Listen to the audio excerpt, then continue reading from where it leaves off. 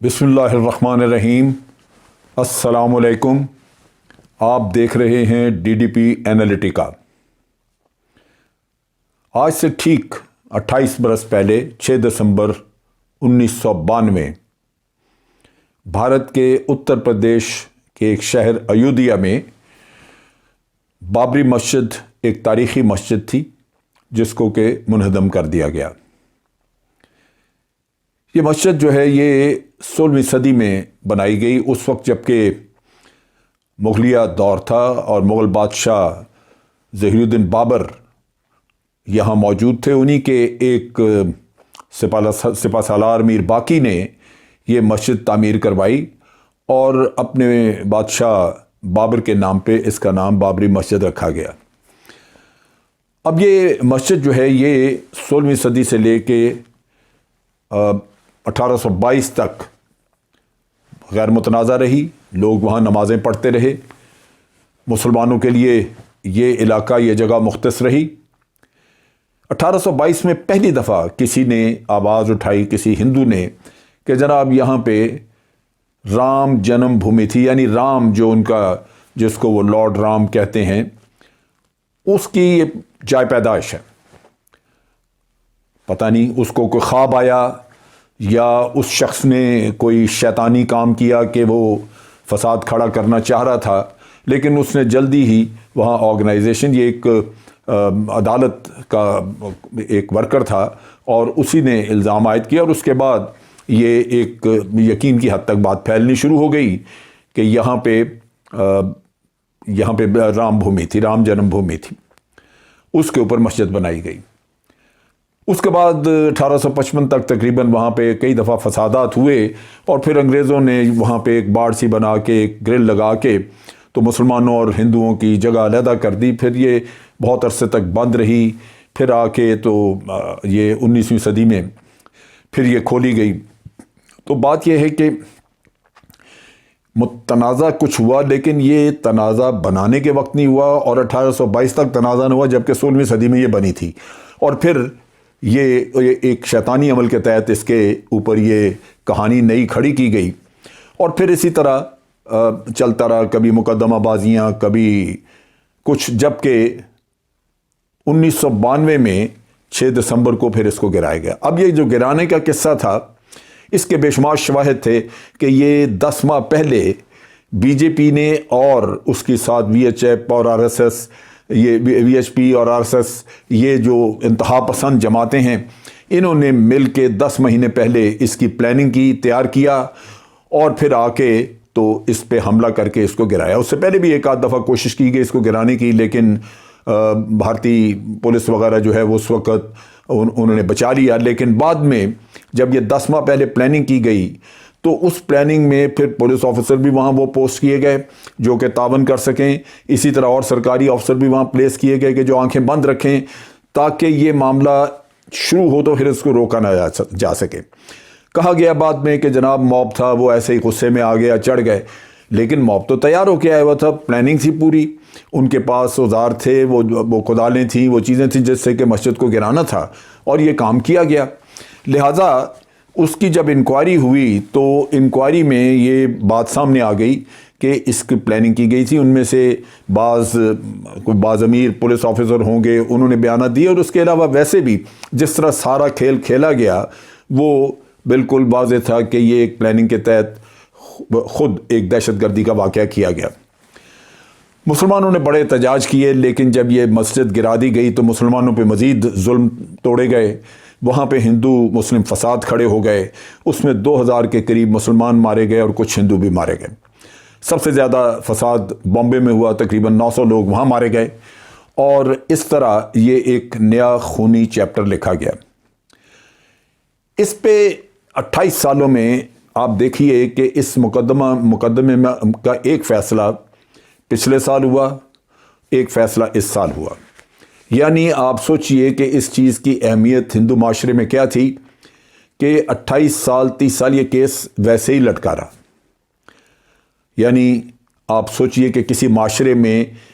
یہ ایسے ہوتا ہے جب تک کہ آپ نے کسی چیز کو بالکل پس پشت نہ ڈالنا ہو، تاکہ وقت کی گردش پہ بیٹھ جائے اور پھر دنیا بھول جائے۔ 2009 میں ایک انکوائری وہاں پہ غالباً جسٹس منموہن سنگھ تھے جنہوں نے کی، اور وہ انکوائری جو تھی اس نے بڑا واضح طور پہ کہا کہ جناب یہ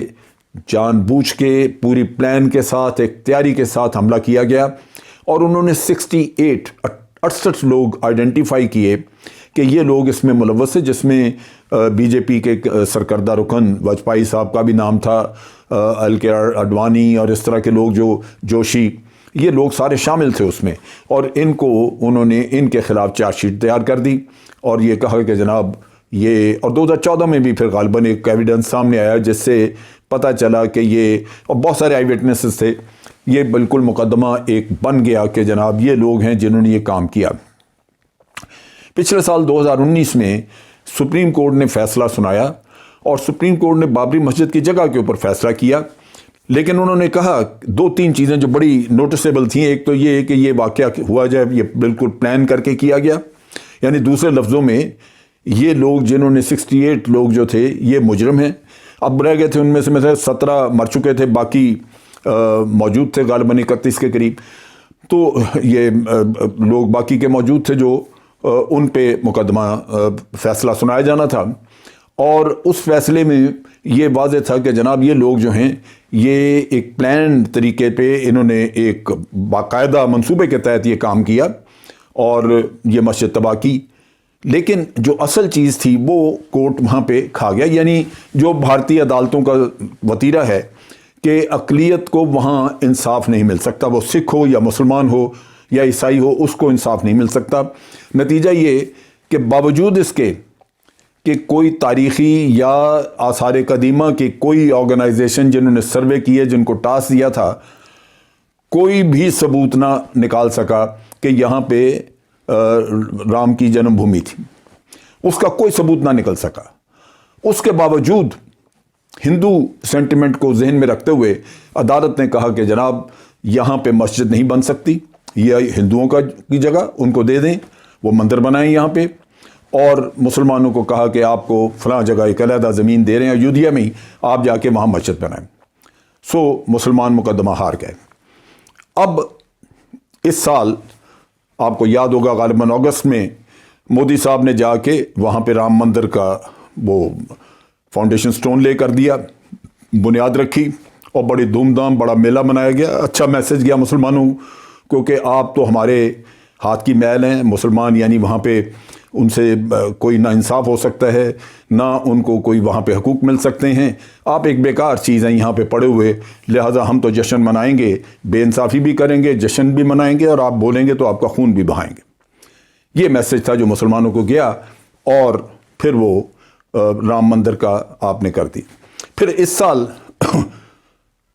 وہ مقدمہ بھی فائنل ہو گیا جس میں کہ 68 لوگ جن کے اوپر الزام تھا ان کے بارے میں فیصلہ سنایا جانا تھا، کیونکہ سپریم کورٹ کے اس آرڈر میں موجود تھا کہ انہوں نے باقاعدہ منصوبہ بندی کے تحت کیا ہے۔ اب آپ جناب دیکھیے کہ کیسا زبردست فیصلہ آتا ہے، اور وہ یہ کہ جناب اتنی تحقیقات کے بعد کوئی ایسا ثبوت نہیں ملا جس سے یہ کہا جا سکے کہ یہ کسی منصوبہ بندی کے تحت کیا گیا تھا۔ اب اگر منصوبہ بندی کے تحت نہیں کیا گیا تو اس کا مطلب ہے کہ وہاں تو وہ موب ایسے چلا گیا تھا، جا کے اچانک غصے میں آ گیا، کسی کے کنٹرول میں نہیں تھا، انہوں نے گرا دیا۔ تو وہ جو گرانے کے لیے ہتھیار تھے وہ کہاں سے آئے؟ جو آپ میٹنگیں پہلے کرتے رہے، اس کی پلاننگ کرتے رہے، اس کے شواہد موجود تھے، وہ کہاں گئے؟ ان پہ کسی کی کوئی نظر نہیں۔ نتیجہ یہ کہ آپ کے مسلمانوں کے زخموں پہ مزید نمک پاشی کرنے کے لیے ان حضرات کو بری کر دیا گیا۔ سو آج مسلمان وہاں پہ بے یار و مددگار، بے بس، ان کے پاس کوئی اختیار نہیں، پسماندگی، تعلیم سے دور، ملازمتوں سے دور، اور اس کے ساتھ اگر ظلم ہو تو ظلم برداشت کریں، اگر ان کی لاشیں گرائی جائیں تو گرنے دیں، اور اگر اس کے بعد آپ اپنی فریاد کریں عدالتوں میں جا کے تو انصاف کی توقع نہ رکھیں۔ اس کی مثال آج یہ بھی ہے کہ یہاں دہلی میں جو فساد ہوئے جس میں 50-60 مسلمان مارے گئے، اور اس میں بھی اسی طرح پولیس ساتھ شریک تھی، اسی طرح وہاں پہ پوری جو ایڈمنسٹریشن تھی دہلی کی وہ ان کے ساتھ تھی. لوگوں کو، مسلمانوں کو مارا گیا، ان کی جائیدادیں تباہ کی گئیں، برباد کیا گیا، اور پھر آج دن تک کوئی سنوائی نہیں کسی مقدمے کی. تو یہ وہ صورتحال ہے. بابری مسجد نے آج کے دن پھر وہ سارا یہ قصہ پرانا مجھے یاد کروا دیا، اور ایک دکھ بھری داستان جسے میں نے دل پہ بوجھ کے طور پہ رکھا ہوا تھا، مناسب سمجھا کہ میں اپنے ناظرین کے ساتھ اس کو شیئر کروں.